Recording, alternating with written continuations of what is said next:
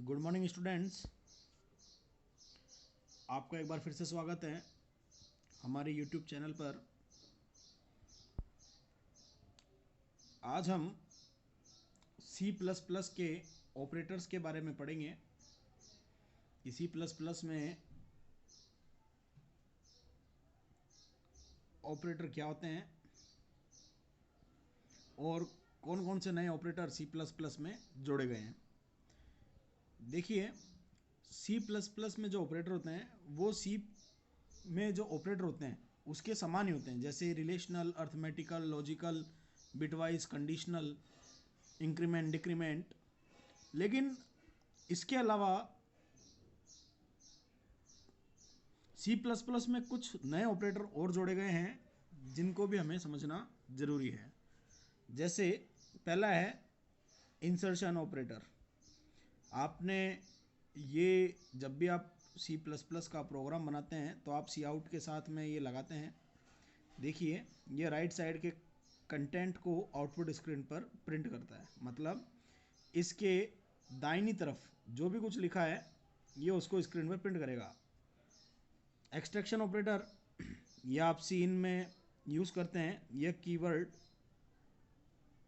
क्या करता है, ये ऑपरेटर यह कीबोर्ड से वैल्यू लेता है और दाईं तरफ के वेरिएबल को देता है। तीसरा ऑपरेटर है scope resolution operator. C plus plus एक ब्लॉक स्ट्रक्चर प्रोग्रामिंग लैंग्वेज है। एक वेरिएबल को अलग अलग ब्लॉक में प्रयोग करने के लिए इसका उपयोग करते हैं। ऐसा वेरिएबल जिसको ब्लॉक में डिक्लेयर किया गया है उसे लोकल वेरिएबल कहते हैं। मतलब जैसे मेन फंक्शन, ब्लॉक का मतलब हो गया मेन फंक्शन के अंदर, ये होता है एक ब्लॉक। तो ऐसा वेरिएबल जिसे मेन फंक्शन के अंदर घोषित किया गया है उसे क्या कहेंगे, लोकल वेरिएबल। ये मैं आपको पहले भी वेरिएबल और उसके टाइप वाली वीडियो में पढ़ा चुका हूँ। और जिस वेरिएबल को ब्लॉक के बाहर मतलब मेन फंक्शन से पहले घोषित किया जाता है उसे ग्लोबल वेरिएबल कहते हैं। और ग्लोबल वेरिएबल को काम में लेने के लिए स्कोप रेजोल्यूशन ऑपरेटर का प्रयोग किया जाता है। देखिए, प्रोग्राम समझते हैं इसका। एक मैंने ये इंट सम इक्वल्स टू 100 ये मेन फंक्शन से पहले घोषित किया है इस प्रोग्राम में। तो ये जो हुआ ये कौन सा वेरिएबल हुआ, ग्लोबल वेरिएबल। और इस ग्लोबल वेरिएबल को काम में लेने के लिए किसे काम में लेंगे, स्कोप रेजोल्यूशन ऑपरेटर को। ठीक है। फिर मैंने मेन फंक्शन के अंदर एक फंक्शन बनाया, एक वेरिएबल और बनाया, इंट सम इक्वल्स टू 500। तो मैंने क्या करा है, एक वेरिएबल बनाया सम जिसका मैंने 500 रख दिया। अब देखिए, सी आउट मैंने क्या करा, सी आउट के अंदर वैल्यू ऑफ सम और आगे सम प्रिंट कराया। देखिए, ये जो सी आउट है ये तो किसको करेगा, प्रिंट इसको। और ये जो सी आउट वैल्यू ऑफ सम और ये स्कोप रेजोल्यूशन ऑपरेटर जो है ये लगा पाए सम के आगे, तो ये किसको प्रिंट करेगा, ये करेगा इस ग्लोबल वेरिएबल को। क्योंकि मैंने आपको परिभाषा में बताया है कि ग्लोबल वेरिएबल को काम में लेने के लिए इसको रेजोल्यूशन ऑपरेटर को काम में लिया जाता है। तो देखिए इसका आउटपुट वैल्यू ऑफ सम 500, सबसे पहले वैल्यू ऑफ सम 500 अंदर वाला जो वेरिएबल है वो प्रिंट हुआ है, वैल्यू ऑफ सम, फिर स्कोप रेजोल्यूशन ऑपरेटर लगा हुआ है, मतलब है किसको काम में ले रहा है, ग्लोबल वेरिएबल को। उम्मीद है आपको ये प्रोग्राम समझ में आया होगा। आइए अब दो ऑपरेटर बचे हैं, न्यू ऑपरेटर और डिलीट ऑपरेटर, इसे भी समझते हैं। देखिए फ्रेंड्स, मैं आपके लिए जो भी वीडियो लेकर आ रहा हूँ इसमें जो भी मैं नोट्स दे रहा हूँ आपको, ये एकदम ऑथेंटिक नोट्स हैं तथा इन नोट्सों को मैंने बिल्कुल सरल लैंग्वेज में बनाया आपके लिए। यदि इनको समझने में आपको कोई दिक्कत आती है तो आप मुझे कमेंट सेक्शन में कमेंट करके भी बता सकते हैं। आइए अब बात करते हैं न्यू ऑपरेटर की। डेटा ऑब्जेक्ट को मेमोरी देने के लिए इस ऑपरेटर को काम में लिया जाता है। ये एक डायनेमिक मेमोरी अलोकेशन का फंक्शन है। यह डायनेमिक मेमोरी को अलोकेट करता है। देखिए syntax, type pointer equals to new data type, int asterisk p equals to new int.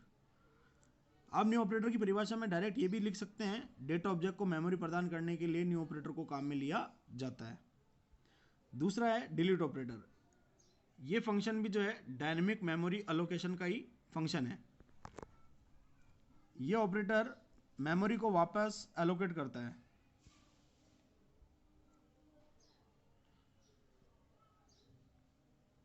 Sorry, deallocate करता है।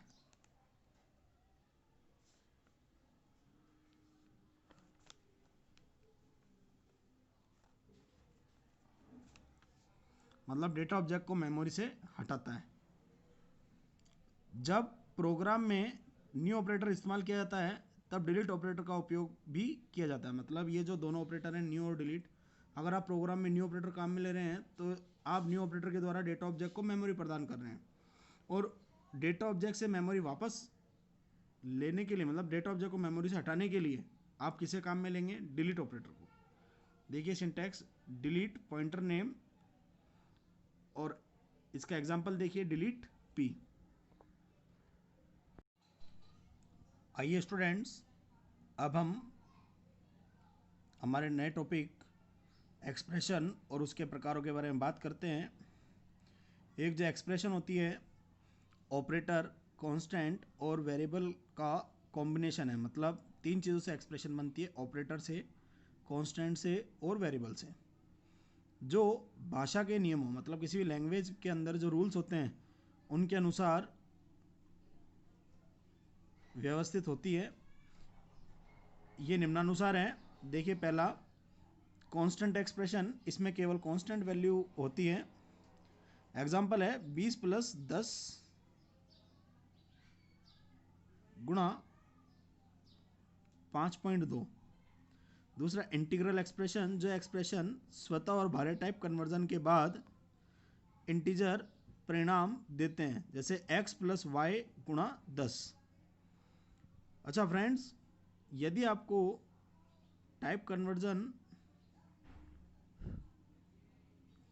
के बारे में अभी तक नहीं पता है तो आप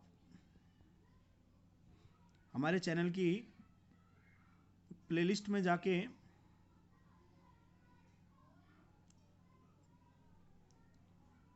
एक वीडियो डली है जिसका नाम है C++ का आर्किटेक्चर और टाइप कंपैटिबिलिटी। तो आप वहाँ पे जाके टाइप कन्वर्जन को समझ सकते हैं। अगली है फ्लोट एक्सप्रेशन। जो एक्सप्रेशन सभी तरह के टाइप कन्वर्जन के बाद फ्लोट परिणाम देते हैं, जैसे उदाहरण के लिए 3.14, ये किसका मान है? पाई का।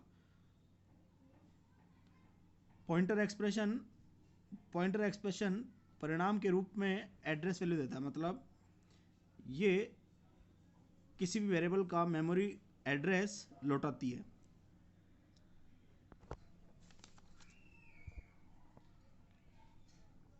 अगला है रिलेशनल एक्सप्रेशन। ये एक्सप्रेशन बुलियन टाइप का परिणाम देते हैं। बुलियन टाइप क्या होता है? जिसका परिणाम सत्य और असत्य होता है वो बुलियन टाइप होता है। तो मतलब परिणाम जो लौटाता है वो किस में लौटाता है? सत्य व असत्य में। इसका उदाहरण देखिए, यदि x छोटा है बराबर होगा y के तो ये देगा ट्रू, नहीं तो देगा फॉल्स। अगला है लॉजिकल एक्सप्रेशन।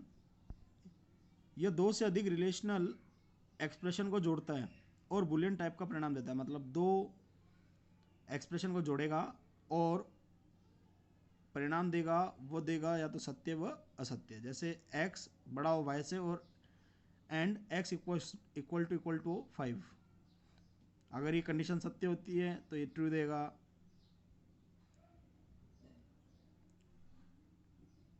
अब अगला देखिए, a बराबर 20 है और y बराबर 10 है, तो ये असत्य हो रही है कंडीशन। a बराबर 20 है और y बराबर 10 है। अगर ये दोनों a बराबर 20 होता है लेकिन y बराबर 10 नहीं होता, तो ये क्या दे देगा आपको, फॉल्स।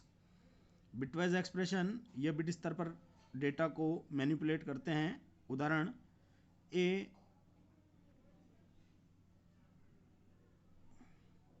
ये बिटवाइज शिफ्ट ऑपरेटर है, लेफ्ट शिफ्ट 3, तो ये क्या करता है, 3 बिट्स को बाईं तरफ शिफ्ट करता है।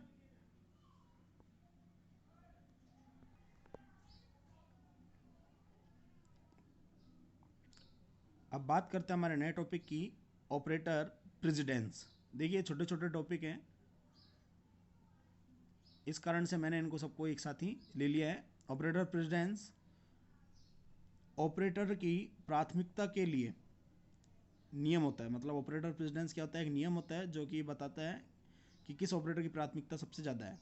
यह नियम बताता है कि उस प्राथमिकता वाले ऑपरेटर निम्न प्राथमिकता वाले से पहले चलेंगे। मतलब जिस ऑपरेटर की प्राथमिकता सबसे ज़्यादा होगी वो सबसे पहले ही चलेगा। अगला है ऑपरेटर की एसोसिएटिविटी।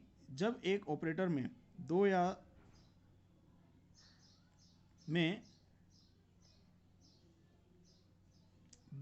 एक ही प्रकार की प्राथमिकता वाले ऑपरेटर होते हैं तो वह जिस ऑर्डर में चलते हैं उसे ऑपरेटर एसोसिएटिविटी कहते हैं।